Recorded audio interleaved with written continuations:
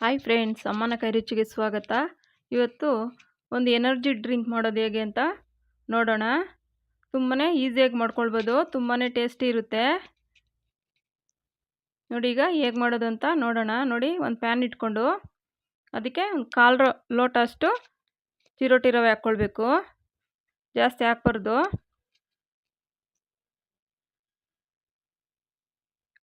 ಚಿರೋಟಿ ರವೆನೇ ತಗೊಳ್ಬೇಕು. ಸ್ವಲ್ಪ ಲೋ ಫ್ಲೇಮಲ್ಲಿ ಇಟ್ಕೊಂಡು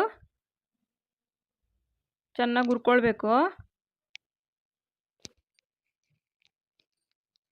ಉರಿ ಜಾಸ್ತಿ ಇಡಬಾರ್ದು. ನಿಧಾನಕ್ಕೆ ಹುರಿದ್ರೆ ಚೆನ್ನಾಗಾಗುತ್ತೆ. ನೋಡಿ, ಈ ಥರ ಡ್ರಿಂಕ್ ಮಾಡೋದ್ರಿಂದ ನಮಗೆ ಬೆಳಗ್ಗೆ ಬ್ರೇಕ್ಫಾಸ್ಟೇ ಬೇಕಾಗಲ್ಲ. ಬೆಳಗ್ಗೆ ಒಂದೂವರೆ ಲೋಟ ಅಷ್ಟು ತೊಗೊಂಡ್ರೆ ನಾವು ಮಧ್ಯಾಹ್ನ ಬೇಕಾದರೆ ಲಂಚ್ ಅವರ್ಗೆ ಊಟ ಮಾಡ್ಬೋದು.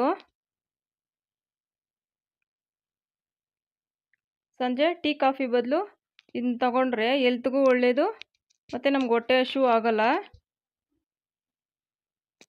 ಅರ್ಜೆಂಟಾಗಿ ನಮ್ಗೆ ಏನಾದರೂ ಟಿಫನ್ ಮಾಡೋಕ್ಕಾಗಲ್ಲ, ಏನೋ ಹೊರಗಡೆ ಹೋಗಬೇಕು, ಆ ಥರ ಇದ್ದಾಗ ಈ ಥರದ್ದು ಒಂದು ಲೋಟ ಕುಡಿದ್ರೆ ನಾವು ಮಧ್ಯಾಹ್ನದವರೆಗೂ ಹೊಟ್ಟೆ ಹಸಿದಿರೇ ಇರ್ಬೋದು. ನೋಡಿ ಈಗ ಹೇಗೆ ಮಾಡೋದು ಅಂತ ನೋಡಿ. ಒಂದು ಮಿಕ್ಸಿ ಜಾರ್ ತೊಗೊಂಡು, ಈ ಚಿಕ್ಕ ಜಾರ್ ಆದರೆ ಸಾಕಾಗುತ್ತೆ, ಸ್ವಲ್ಪ ಹಸಿಕಾಯಿ ಕಟ್ ಮಾಡ್ಕೊಂಡಿರೋಂಥದ್ದು, 1 ಸ್ಪೂನು ಗಸಗಸೆ, ಹುರ್ಗಡ್ಲೆ 2ರಿಂದ 3 ಚಮಚ.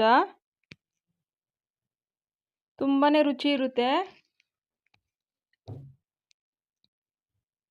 ನೋಡಿ, ಏಲಕ್ಕಿ ಒಂದಾದರೆ ಸಾಕು. ಏಲಕ್ಕಿ ಜಾಸ್ತಿ ಆದರೆ ಅದರದ್ದೇ ಘಮ ಬಂದರೆ ಒಂಥರ ಕುಡಿಯೋದಕ್ಕಾಗಲ್ಲ. ನೋಡಿ, ಫಸ್ಟು ನೀರು ಹಾಕ್ದೇ ಒಂದು ಸ್ವಲ್ಪ ಪೌಡ್ರ್ ಥರ ಮಾಡಿಕೊಂಡ್ರೆ ಬೇಗ ಆಗುತ್ತೆ. ನೋಡಿ, ಈ ಥರ ಮಾಡ್ಕೊಂಡ್ಮೇಲೆ ಆಮೇಲೆ ನೀರು ಹಾಕ್ಕೊಂಡು ನುಣ್ಣಗೆ ರುಬ್ಕೊಳ್ಬೇಕು. ನೋಡಿ, ರುಬ್ಬಿದಾಗಿದೆ. ನೋಡಿ, ಈ ಥರ ನೈಸಾಗಿರಬೇಕು.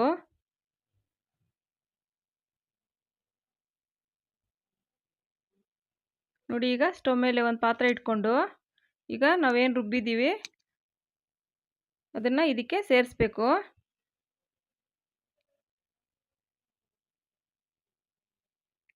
ಸ್ವಲ್ಪ ನೀರು ಹಾಕಿ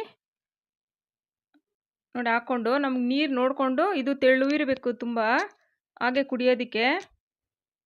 ನೀರು ತುಂಬಾ ಸ್ವಲ್ಪ ಜಾಸ್ತಿ ಹಾಕ್ಕೊಂಡ್ರು ಚೆನ್ನಾಗಿರುತ್ತೆ. ನಾವು ಸ್ವಲ್ಪ ರವೆ ಸೇರಿಸೋದ್ರಿಂದ ತುಂಬ ಗಟ್ಟಿ ಥರ ಆಗುತ್ತೆ, ನೀರು ಹಾಕ್ಕೊಂಡ್ರೆ ಸರೋಗುತ್ತೆ.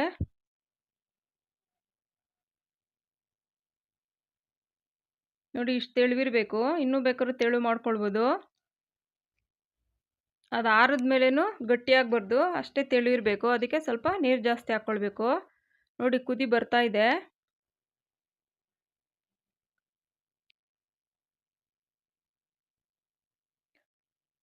ಡಯಟಲ್ಲಿರೋರು, ಆಯಿಲ್ ಪದಾರ್ಥ ಏನು ತಿಂದೇ ಇರೋ ಅಂಥವರು ಈ ಥರ ತಗೊಳೋದ್ರಿಂದ ಬೆಳಗ್ಗೆ ಬ್ರೇಕ್ಫಾಸ್ಟು ತಗೊಳ್ಳೋ ಅವಶ್ಯಕತೆನೇ ಇರಲ್ಲ.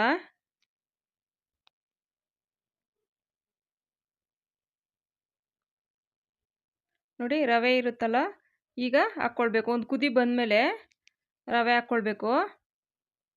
ಏನು ಚಿರೋಟಿ ರವೆ ಬೇಗನೆ ಆಗುತ್ತೆ, ಹುರಿದಿರ್ತೀವಿ. ಗಂಟಾಗ್ದಂಗೆ ನೋಡ್ಕೊಳ್ಬೇಕು. ನೋಡಿ, ಚೆನ್ನಾಗಿ ಈ ಥರ ಕಲಾಯಿಸ್ಕೊಂಡ್ರೆ ಗಂಟಿಲ್ಲದೆ ನೀಟಾಗಿ ಬರುತ್ತೆ.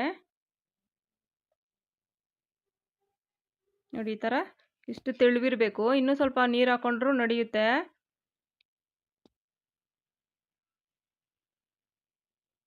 ಮಕ್ಕಳೆಲ್ಲ ಕೆಲವರು ಊಟ ಮಾಡಲ್ಲ, ಆ ಥರ ಹಠ ಮಾಡ್ತಾ ಇರ್ತಾರೆ. ಈ ಥರ ಒಂದು ಲೋಟ ಕೊಟ್ಟರು ಊಟ ತಿಂದಿಲ್ಲ ಅಂದರು ಅವ್ರಿಗೆ ತುಂಬಾ ಎನರ್ಜಿ ಇರುತ್ತೆ. ಇದಕ್ಕೆ ಬೇಕಾದರೆ ಡ್ರೈ ಫ್ರೂಟ್ಸ್ ಹಾಕ್ಕೊಳ್ಬೋದು. ಬಾದಾಮಿ, ಗೋಡಂಬಿ ಈ ಥರ ಎಲ್ಲ ಪೌಡ್ರ್ ಮಾಡಿ ಹಾಕ್ಕೊಂಡ್ರೆ ಇನ್ನೂ ತುಂಬಾ ಟೇಸ್ಟು ಚೆನ್ನಾಗಿರುತ್ತೆ, ಹೆಲ್ತ್ಗೂ ತುಂಬಾ ಒಳ್ಳೆಯದು. ನೋಡಿ, ಇಷ್ಟು ತೆಳುವಿರಬೇಕು. ಲೋಟಕ್ಕೆ ಹಾಕಿದ್ರೆ ಹಾಗೆ ಕುಡಿಯೋ ಥರ ಇರಬೇಕು.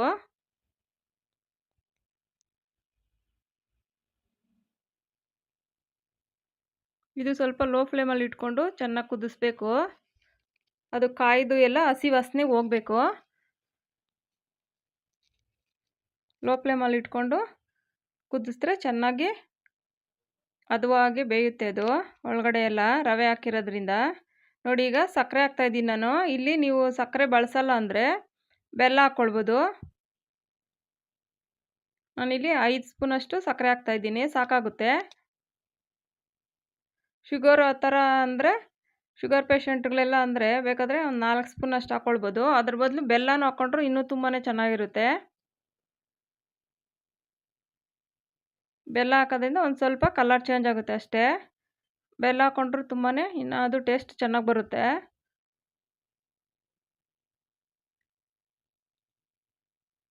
ನೋಡಿ ಈ ಥರ ಸಕ್ಕರೆ ಹಾಕಿದ್ಮೇಲೆ ಒಂದು ಸರಿ ಈ ಥರ ಮರಳಿದ್ರೆ, ಸಕ್ಕರೆ ಕರಗಿದ್ರೆ ಸಾಕು. ಫಸ್ಟೇ ಎಲ್ಲ ಚೆನ್ನಾಗಿ ಕುದಿಸಿರ್ತೀವಿ. ತುಂಬಾ ಒಳ್ಳೆಯದು, ಆರೋಗ್ಯಕ್ಕೂ ಒಳ್ಳೆಯದು. ನಾವು ಡಯಟಲ್ಲಿ ಇರ್ತೀವಿ ಅಂದರೆ ಈ ಥರ ಒಂದು ಲೋಟ ತೊಗೊಂಡ್ರೆ ನಾವು ಒಂದೇ ಸರಿ ಊಟದ ಟೈಮ್ಗೆ ಊಟ ಮಾಡ್ಬೋದು. ಅಷ್ಟು ಎನರ್ಜಿ ಇರುತ್ತೆ. ನಮಗೇನಾದರೂ ಸುಸ್ತಾಯಿತು ಊಟ ಮಾಡೋಕ್ಕೆ ಅರ್ಜೆಂಟಾಗಿ ಆಗಿಲ್ಲ ಅಂದ್ರೂ ಈ ಥರದ್ದು ಒಂದು ಲೋಟ ಮಾಡಿಕೊಂಡು ತಕ್ಷಣಕ್ಕೆ ಸೇವಿಸಿದ್ರೂ ತುಂಬಾ ಆರಾಮಾಗಿರುತ್ತೆ. ನೋಡಿ ಈಗ ಒಂದು ಬೌಲ್ಗೆ ಹಾಕ್ತಾಯಿದ್ದೀನಿ. ನೋಡಿ ಇಷ್ಟು ತೆಳುವಿದೆ, ಹಾಗೆ ಕುಡಿಬೋದು. ತುಂಬಾ ರುಚಿನೂ ಇರುತ್ತೆ, ನಮಗೆ ಹೊಟ್ಟೆನೂ ತುಂಬ್ದಂಗೆ ಆಗುತ್ತೆ. ಒಮ್ಮೆ ಟ್ರೈ ಮಾಡಿ ನೋಡಿ.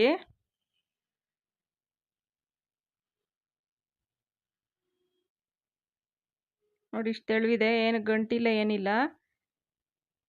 ಇದಕ್ಕೇನು ದ್ರಾಕ್ಷಿ ಗೋಡಂಬಿ ಅದೆಲ್ಲ ಹಾಕೋ ಅವಶ್ಯಕತೆ ಏನಿಲ್ಲ, ಹಾಗೆ ಕುಡಿಯೋದ್ರಿಂದ.